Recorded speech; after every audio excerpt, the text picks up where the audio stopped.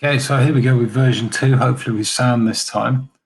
I just quickly wanted to run through some of the reasoning behind the team structure that we've used again for this year, and then to give you some top tips for how you can optimize using that architecture.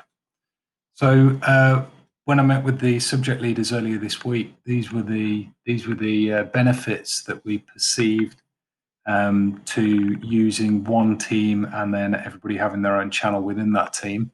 It's very easy for the subject leaders to keep an eye on what's happening across all of the classes. Okay, and that was particularly useful during school closure due to for CSL. The second one that I use quite a lot during school closure is it was really easy to message all of the students in an entire cohort, so I could push lots of information out to them through Teams. Third one, there's a potential for collaboration between students in different classes. And this is something that we really didn't get onto when we were, during school closure. But, lots of us have used things like Edmodo, different platforms for this in the past. And it's this kind of idea of the students having a back channel so that they can discuss things, outside class. To be honest, they do this anyway.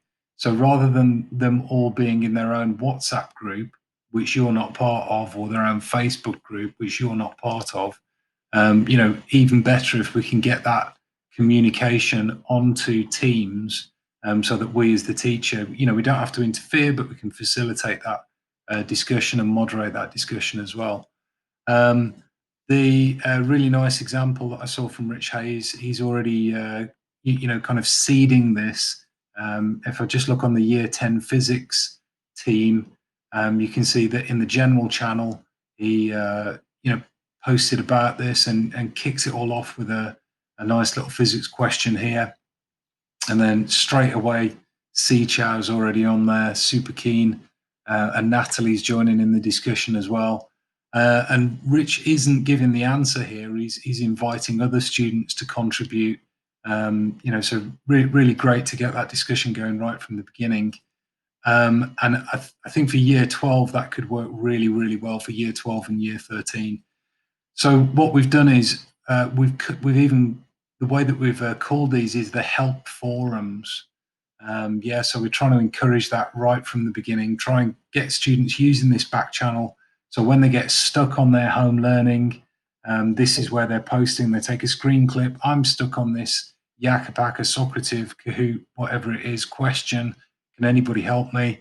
And then hopefully their peers will be jumping in and helping them. And we're just sitting back and moderating the discussion.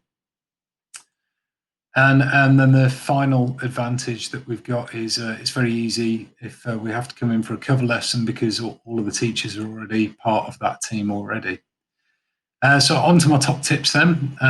Adding students to the team.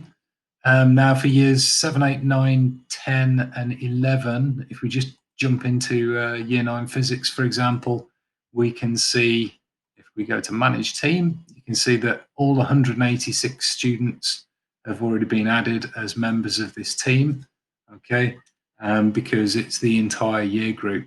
So it's only in years 12 and years 13 where you're going to have to add your students, okay, and to do that, you just click on here and go to add member and then start typing each student's name.